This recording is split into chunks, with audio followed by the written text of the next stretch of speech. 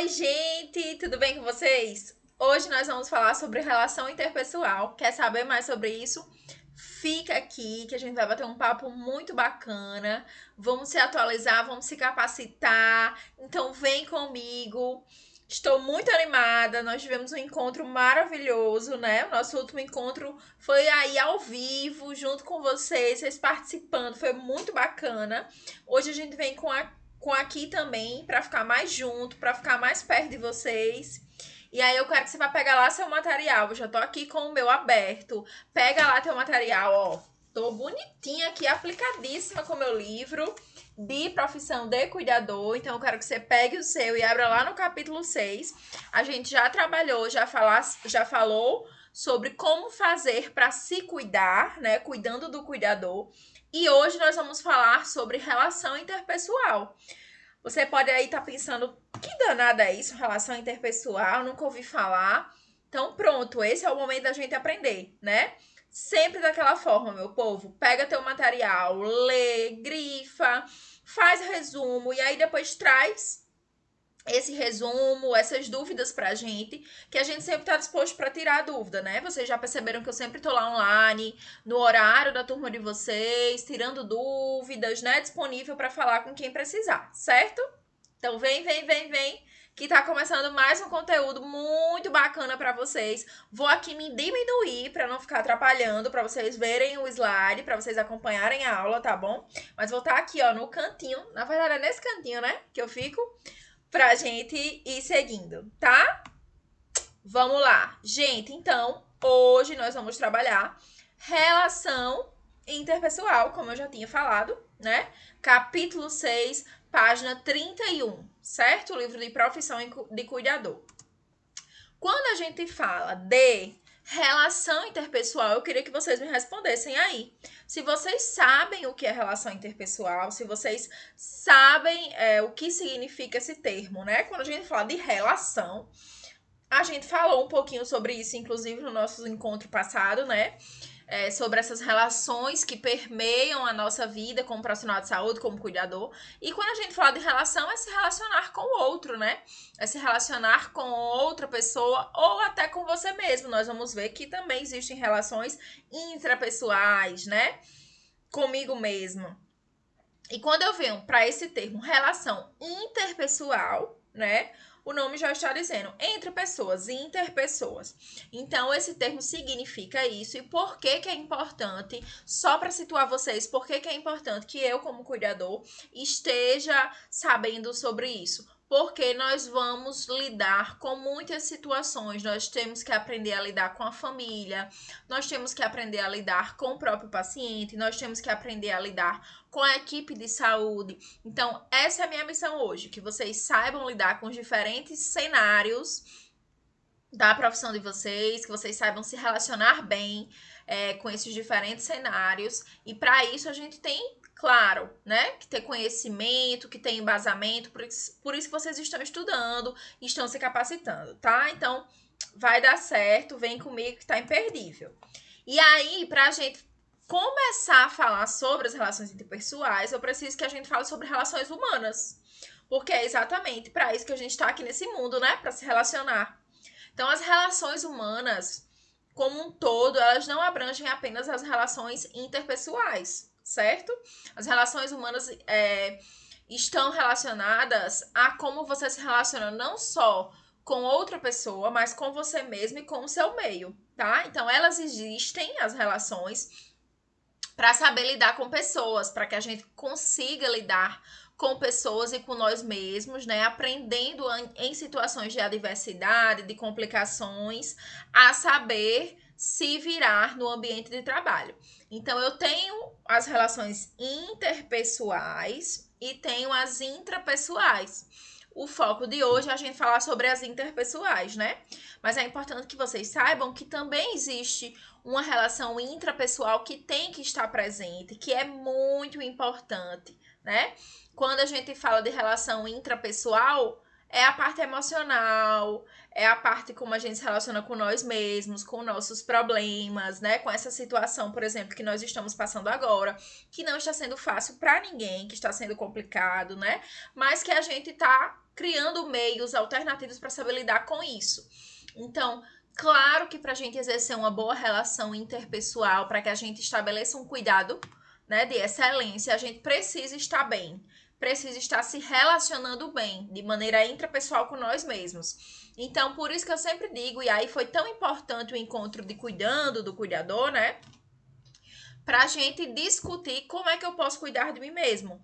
Tanto da parte, né, mental, quanto também da parte física, a importância da gente, né, ter boas escolhas alimentares, fazer atividades físicas, alongamento e tudo mais, tá? Então, muito importante para que a gente estabeleça as relações interpessoais, que a gente também tenha fortalecido essa relação com nós mesmos, essa relação intrapessoal.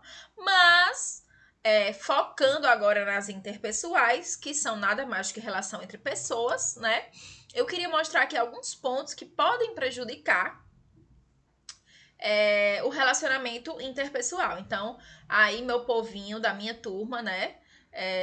As meninas aí, Érica, Neixka, né? Cadê esse povo aí participando? Se vocês estivessem aqui ao vivo comigo agora, estavam conversando, né? Falando, professor, eu acho que isso que interfere, né? Não, eu acho que isso que interfere. Não, eu acho que é isso. Então, muito bom ter esse contato para vocês saberem dizer, né? Mas aí vocês anotem o que vocês acham que interfere e interajam comigo, mandem para mim que a gente discute, tá? Eu trouxe aqui principais pontos, tá bom? Então preste atenção, meu povo, da minha turminha 19, CDD 08, tá? Pra gente ir aqui seguindo o nosso trabalho. São pontos, gente, que vão prejudicar a relação. Então, vão prejudicar o nosso relacionamento interpessoal. Então, não ouvir o outro, interromper o que o outro fala. Isso é muito comum a gente fazer isso, né? Muito comum. Por quê? Porque muitas vezes, quando a gente tá na posição de cuidador, a gente tá cuidando de alguém que está fragilizado. A gente tá cuidando de alguém que, por diversos motivos, seja a doença, a idade, às vezes quando é o idoso, né? Faz com que aquela pessoa tenha uma demência, ou, por exemplo, tenha pensamentos já antiquados, antigos, né? Que não combinem com a realidade, e aí você quer impor sua verdade. Você não escuta, você quer interromper o que ele fala, quer impor ali o que você quer fazer, porque você que é o cuidador, então você que manda. Muito acontece isso. Então, isso vai prejudicar a relação interpessoal, principalmente com o nosso paciente, certo? Então, evitem tomar essa postura, evitem agir dessa forma, porque isso só vai nos distanciar do paciente, não vai nos aproximar. Né? No início é muito difícil a gente lidar com as situações, porque às vezes, como está aí no tópico, né, ocorre uma certa agressividade, às vezes da parte do próprio paciente, né? O paciente se torna um pouco agressivo, por quê? Porque já tem uma certa idade, né? Está numa posição de ser cuidado que ninguém quer estar. E acaba que isso pode interferir na nossa relação com ele. Então, evita a agressividade, evita fazer um tom de autoridade. Claro que se você se sentir desrespeitado e tudo mais, você tem que se impor. E tem que se impor como cuidador também, né? Explicando, dizendo que você sabe o que tá fazendo, que você é capacitado, que você se estudou e tá preparado para aquilo, mas sem ser agressivo, tá? Impor suas ideias sem procurar escutar a ideia do outro, como eu já falei. Não compreender as outras pessoas, né? Evitar a compreensão, achar que você é o dono da verdade e não se colocar no lugar do outro. Essa é muito importante, né? Nós, como profissionais de saúde, precisamos sempre exercer a empatia, sempre se colocar no lugar do outro, se enxergar como outro, né? Pensar assim, será que eu gostaria de estar perdendo a memória? Será que eu gostaria de estar em uma cama? Será que eu gostaria de depender do outro para tomar banho? Né? Então, essas perguntas vão norteando o nosso tratar, o nosso cuidar de outra pessoa. Isso faz total diferença, tá, meu povo? Então, se liguem aí nessas dicas, que é só a gente fazer isso, ó, já melhora as relações interpessoais da nossa vida com nossos familiares, com o nosso paciente, com a equipe de saúde. Beleza? Então, vamos seguindo. E aí, dentro dessas relações interpessoais, né, às vezes, por vezes, tão complicada, a gente tem aí o aparecimento desses sentimentos, né, desses conflitos, mas também do amor, da confiança, da compaixão, do diálogo. Então eu trouxe aí essas caixinhas, essas 5 caixinhas, porque são os principais sentimentos, sensações que são gerados a partir das relações interpessoais, tá? Então, a confiança é muito importante, é tão difícil de conquistar, tão difícil, né? Muitas vezes você tá aí querendo tanto que aquela pessoa confie em você, né? Diga aí, Verônica. Eu tô falando aqui o nome de vocês, tá? Pra vocês participarem, se sentirem aqui comigo. Mas diga aí, Verônica, você deve ter passado por já alguma situação dessa, né? Então, são situações em que a gente se vê assim, meu Deus, como eu vou conseguir a confiança dessa pessoa? E você, preste atenção, as pessoas que você confia, você não confiou da água pro vinho. Tem uma história, tem algo por trás. Então, quando você chegar para trabalhar, né, sempre bota isso na sua cabeça. Você precisa adquirir a confiança daquele paciente. E uma das coisas que vai fazer a gente adquirir a confiança é sendo empático, é ter compaixão, é se colocando no lugar do outro, é dialogando, né? E aí, dentro dessa relação, vão aparecer conflitos. Claro que vão, é muito comum. Isso acontece, é inerente às relações humanas a gente ter conflitos. Mas com o diálogo e principalmente com aquela palavrinha ali em amarelo, ó, aqui nesse cantinho aqui, ó, em cima de mim, amor, isso pode fazer tudo mudar, certo? Então, o amor à sua profissão, o amor que você faz, o amor ao seu paciente, sim, porque a gente aprende a amar. A convivência faz a gente amar, né? A gente se doar, a gente querer bem. A nossa profissão é se doar, né? Então, com tudo isso a gente resolve, tá? Então, por mais que venham lá conflitos, por mais que tenham momentos em que você pense em desistir, lembra dos outros. Lembra de que a gente pode dialogar, lembra que a confiança vai ser conquistada aos poucos e que a gente tem que ter muita compaixão e amor, tá? E aí agora a gente vai ver, então, estratégias para lidar, tanto com a pessoa cuidada, para ter essa relação interpessoal com a pessoa cuidada, tanto com a equipe de saúde, quanto também com a família. Com a família, sim, porque a gente vai precisar conviver, né? Então, quando a gente fala dos nossos pacientes, né? Como é que o cuidador e a pessoa cuidada pode se relacionar? Primeiro, ganhar confiança é muito importante. Como é que eu ganho confiança, professora? Com paciência e calma. É o próximo tópico aí embaixo. Então, tem que ter muita paciência e tem que ter calma, saber lidar com as situações, entender que pode ser que a agressividade venha, né? Saber lidar com os nãos, porque como a pessoa às vezes não confia em você, ela vai dizer, não, eu não quero fazer, eu não quero tomar banho agora, você não sabe de nada, eu não confio em você, eu não acredito em você, e é não, não, não. E acaba que você entra nessa de não, não, e você fica arrasada, né?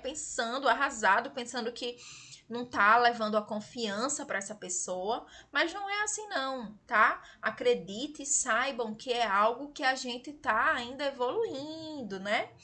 E que é um trabalho de formiguinha adquirir confiança de outra pessoa. Então, os nãos vão existir, os nãos estão presentes na nossa vida, né?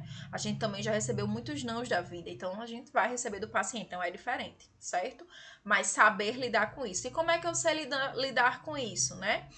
Entenda a doença do seu paciente, aceite a doença do seu paciente para sofrer menos com isso. Saiba que faz parte do quadro, que faz parte do esperado, né?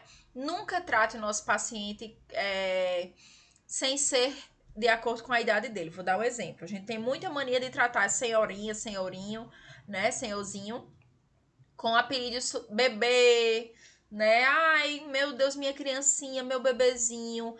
Por mais que às vezes seja carinhoso, isso pode mostrar para ele fragilidade, né? Pode mostrar para ele, pode fazer com que ele se sinta inferior, que ele se sinta mal. Então, a gente evita usar esses termos, tá? Não só os termos, como tratar também a pessoa como criança, certo? Não é criança, é um idoso que está com um processo patológico, que está com a demência e que precisa ser tratado, tá bom? Então, muito importante que vocês. Eita! Ah, tá faltando água aqui pra professora. Deixa a professora tomar um golinho aqui. Pronto.